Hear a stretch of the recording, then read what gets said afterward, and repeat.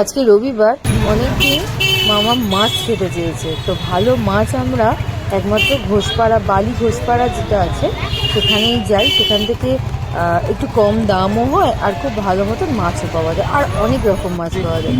কেন বলছি তার কারণ হচ্ছে এখানে মাছের অনেক ভেরিয়েশন একসাথে দেখতে পাবে, যেটা সব জায়গায় পাওয়া যায় না। আর এমনি সবজি বাজারও আছে।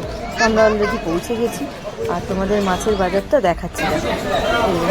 মাছের বাজারটা বেশ বড়, যে হয়তো অবশ্যই বড় মাছ আছে, পাওয়াও যায় অনেক জায়গাতে মাছ বাজার। এখানে মাছ, চিকেন, মাটন সবই আছে। তো আমরা এই দাদার কাছ থেকেই মাছটা কিনি আর খুব ভালো মাছ দেন। এই যে আমরা এখান থেকে মাছ কিনেছি আর এই যে খানিকটা তোমাদের ঘুরিয়ে দেখাচ্ছি। তো শুধু মাছই আমরা কিনিনি, তার সাথে আমরা একটু গেরিও কিনেছিলাম। কালকে যে মাছটা কিনতে গেছিলাম তোমরা দেখলে, তো কালকে মাছ করেছি আমি, কালকে আর কিছু দেখাতে পারিনি, পড়ে যাবে। আজকে মাছটা করছি। তো কালকে খেয়ে আমি ভেবেছিলাম ওটা রুই মাছ, ঠিক আছে, কিন্তু পরে দেখলাম যে না, যে রুই মাছ নয়, ও পরে বলে এটা কাতলা মাছ। ঠিক আছে, কাতলা মাছই কেনা হয়েছে। আজকে খুব ইচ্ছা করছে কাতলা মাছের ঝাল করতে, তো সেটাই করছি আমি। দাদা মাছটা ভাজছি আর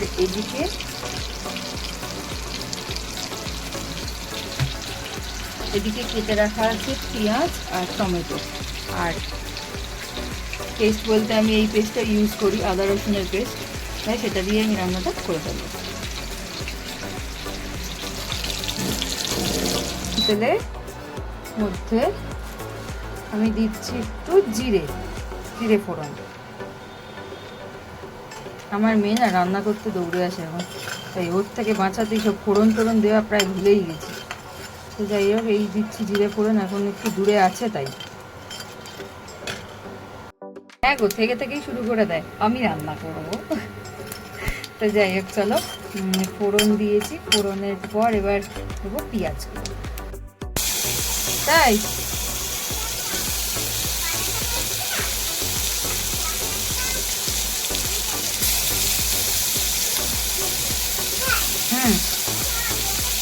গল্প চলছে।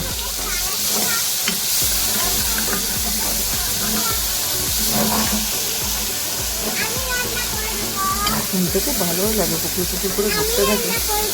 হয় চলে এসছে, এই যে ম্যাডাম চলে এসছে। রান্না করবো আমার মাথাটা খারাপ করে দেয়, জানো তো। তোমাদেরকে রান্না অর্ধেক সময় আমি দেখাতে পারি না এই কারণে। আর আমার বেসিনটার অবস্থা দেখবে, দেখো পুরো মানে এত আয়রন, জলের মধ্যে লোহা পড়ে কি অবস্থা। এটা পরিষ্কার করা কিন্তু বেশ 1 সপ্তাহ কি 2 সপ্তাহ হলে পরিষ্কার করা। যদি কেউ বলবে এটা দেখে, এই যে বলো, এই তো না গরমের মধ্যে মামা ভালো লাগছে না কিন্তু, না একদম না। তুমি সরো তো, যাও, দুশো করো না, যাও। তো এটাকে একটু নাড়াচাড়া করি।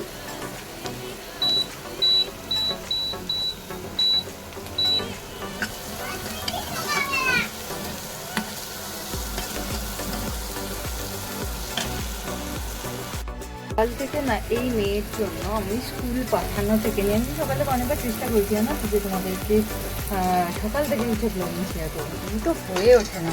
আমার সাংঘাতিক দৌড়দৌড়ি থাকে।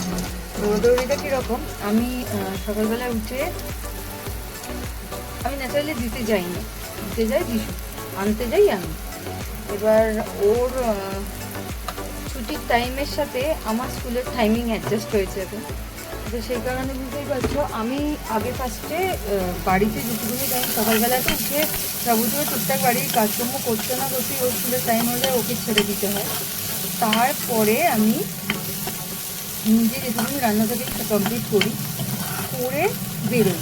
এবার যেদিন, এখন আমি পরীক্ষা চলছে, এখন এটার উল্টোটা হয়েছে এইটাই, যে এখন যাচ্ছে ওর বাবা দিতে, আর আমি ওর বাবা আনতে যাচ্ছে, আমি দিতে যাচ্ছি, কারণ 11টায় এখন ছুটি হয়ে যাচ্ছে। আর আমার স্কুল তো 11টায় ছুটি না, আমার স্কুল আমি 12টায় ছুটি করেছি ওর জন্য। তো আর কত আগে দিচ্ছে।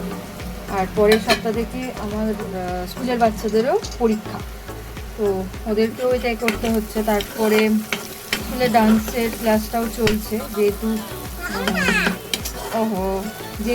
পুজোয় ছুটি পড়বে, ছুটিতে আমাদের একটা প্রোগ্রাম করে ছুটি হয়, তো সেটাই। তো দেখো ভাজা হয়ে গেছে, এবার আমি আচ্ছা ভাজতে দেওয়া যাবে না মা, তেলটা ছিটকে যাবে। এবার আমি টমেটোটাকে দিয়ে দিলাম।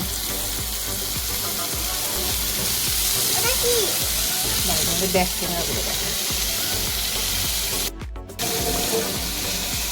এরকম রাঁধুনি আমি পেয়ে গেছি, পাক্কা রাঁধুনি। কড়াই টমেটো দেওয়ার পর নাচানাচি হচ্ছে, টমেটো নিয়ে এটা নাড়া সুন্দর করে নাড়া দিল।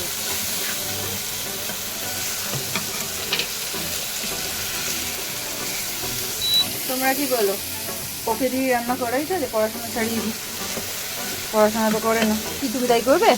হ্যাঁ করবে না, পড়াশোনা করবে? দাও দাও, আমি রান্নাটা দেখাচ্ছি।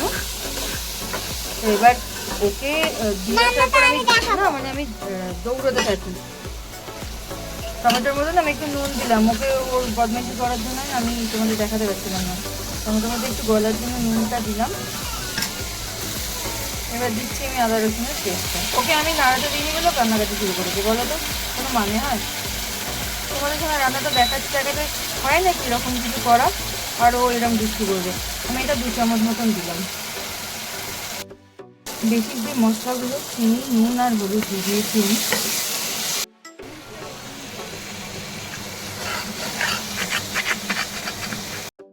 আমার কষানো হয়ে গেছে, তেল হালকা হালকা বেরিয়ে গেছে। তো এবার আমি একটু জল দিয়ে মাছগুলোকে দিয়ে দেবো। এটা রান্না হয়ে গেছে। তোমাদেরকে রান্না দেখাতে দিইনি বলে রান্নাকাটি করে ভাসিয়ে দিল।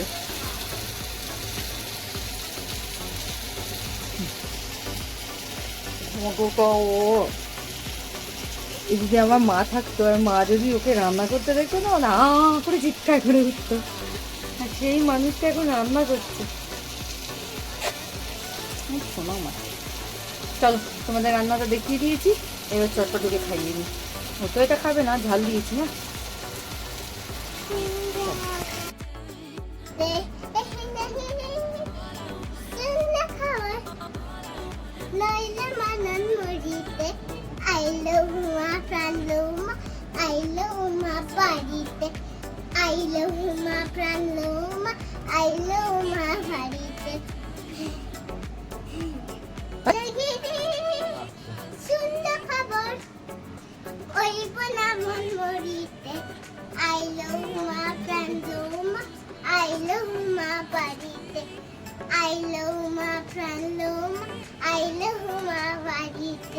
তো দাদা বৃষ্টির জন্য আটকে পড়েছে। এটা আমার জাতীয় দাদা, রাঙাদা বলি, আমার সেজে জুটির ছেলে। তো বৃষ্টিতে আটকে পড়েছে, তো ওই জন্য দয়া করে আমার মানে বাড়িতে পায়ের ধুলো দিয়েছে নাকি যাচ্ছে না, ও ভিডিও করতে যাচ্ছে, দেখো না, দেখাই তো বললাম তোরা যে এই ডাক্তার ওই ডাক্তার সব চলছে তোদের, তোরা একবার এখানে কষ্ট করে আয়, একদিন ছুটি কাটানোর মতো হসপিটাল এখন তোরম ভাবেই লোকে আসে। হ্যাঁ হ্যাঁ। এখানে নানু আর পাপা ঘুমোচ্ছে, তো বসে বসে এখানে আদর করে ঘুম পাড়িয়ে দিচ্ছে, আর তোমার সবাইকে হাম্পি খাচ্ছে ঘুম পাড়ানোর কাজ নিয়েতে। তো চলো আজকের ব্লগটা এখানেই রাখলাম, এইটুকুই রাখলাম। তোমরা সবাই বলো কেমন লাগলো। আজকের মতন tata, bye bye, good night, sweet dreams.